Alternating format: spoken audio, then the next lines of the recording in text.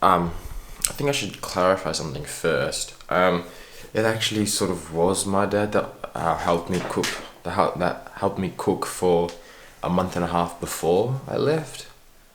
So he's the one who's been teaching me how to cook, and I'd cook dinner with him like every day nearly. Back home. So my ability to learn how to cook was from him. So, and the reason I can cook at home is because of what he's taught me. So I've been here for about a week and a half now, and there are quite a few big differences between Denmark and Australia, obviously. But the one that I can speak from absolute certainty of is bikes, right? Yeah, every in Melbourne, bike riding's alright. It's good and all. Like for racing wise, like I do, it's really good because there's mountains, there's flats, there's hills, there's whatever you want. But riding it casually, it's sort of a little bit trickier because for one thing, you have to have a helmet. There's not enough bike lanes. There's like half the amount of separate infrastructure. The attitudes are completely different, and basically, there's just a small number of people that do ride bikes in Melbourne compared to Denmark. Now, in Denmark, I mean, there's racing side for training wise is really good here. There's a few hills, windy. Most of it's quite flat, but that's alright because you do intervals and you do your training sessions and that's all good. You don't need mountains to be really good at climbing hills. It helps, but you don't need it. And the percentage of people who ride bikes is pretty small to the percentage of people who actually will need bikes to get to work and things like that. So it's not a big concern here. The big concern here is making sure that everyone can ride a bike and everyone is able to ride a bike, and they do that pretty well. You know, 50% of people in the population in Denmark ride a bike to work, or ride a bike to school, or to the cafe, or to the shops, and that's what everyone does. Everyone here rides a bike. They don't do it for racing. They don't do it in lycra. Most of them are just in casual clothes, no helmet, riding the big Dutch bikes. Riding the Dutch bikes, not everyone feels the need that they need to go as fast as possible. Maybe we do in Melbourne because we have to ride with the traffic, we have to ride fast enough to keep up with the traffic so we don't get hit or cut off or anything bad happens to us. People here, they just ride as leisurely as they feel like they need to, because they don't need to have to race everywhere. They just want to just cruise around, or just get this as fast as they can. There's a little bit of hills here. There's one going up to the uni, but nothing that can't be done on a bike.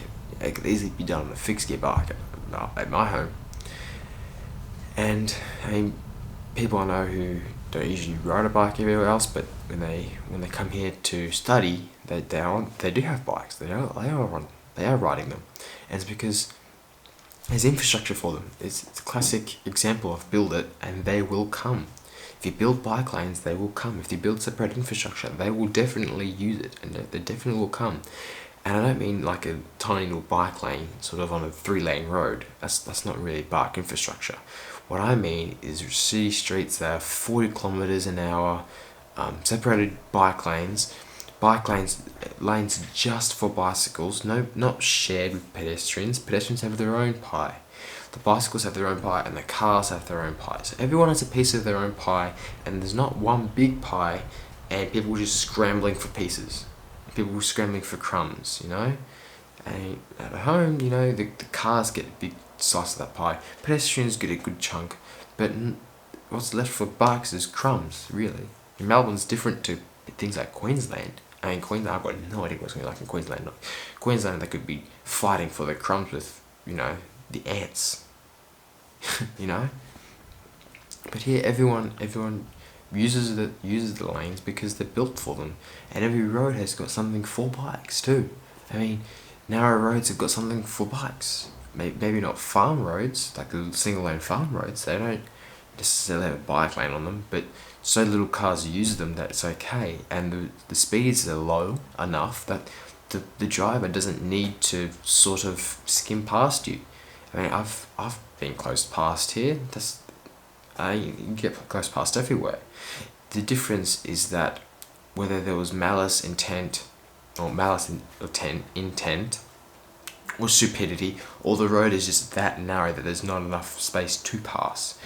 Now the places I got close past were those one lane farm roads. So I was obviously going to get close past there, but they're going so slow, like 30 kilometers an hour, that it didn't even almost really matter. I didn't even feel that close. Yeah. And when I'm on those sort of roads where there is no bike lane, or those country roads that are quite narrow, there is no bike lane, or there's one coming up, or it's just changing across, I don't get close past. Even in the city streets, they're usually way behind you. Some city streets don't have a bike lane, it's just one lane, one way for traffic and parked cars. Because there's still a lot of cars there. People still drive. People still own cars. People still drive. So a lot of people who drive still ride a bike. So a big difference there. No one here hates cars. No one here is anti-car. It's not about being anti-car. It's about being more open to everything else.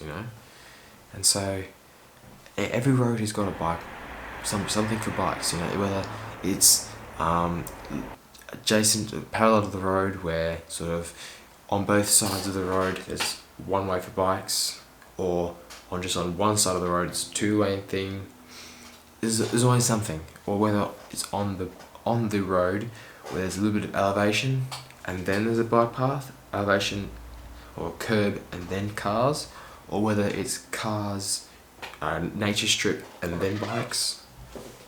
So it's everywhere there's something for us to use, which is really good. It's the best.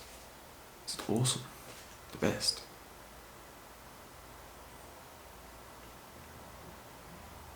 Training wise too, it's really good. As you've seen before, as you've noticed, I've been doing some sightseeing, but mostly I've just been doing training and things like that. Back home, gotta keep fit for racing for Cycle House and doing the tour of the Southwest. So I've got to keep really fit, got to keep healthy. Most importantly, I've got to keep healthy, but I'm going to keep healthy by doing what I'm doing now. But keeping fit is different to keeping healthy. It's very different. And there's wind, there's a lot of it too, and there's a lot of narrow roads, a lot of farmlands that I just go on. There are a couple of hills. I found one sort of category 4 climb on Strava, which is a different categorization to the Tour de France. So, I'm watching the Tour de France right now on the screen. The climbs that are in Denmark wouldn't be categorized in Tour de France at all. So that sort of sucks. But they're categorized on Strava. There's a couple of them within riding distance. It's a good training ride. They're there is the point of it. And training's training. You go on your bike, find a nice loop to ride around, and just sort it. And it really does help that you don't have to scramble for space on the road, because there's space for you. There's space built for you. So it's good.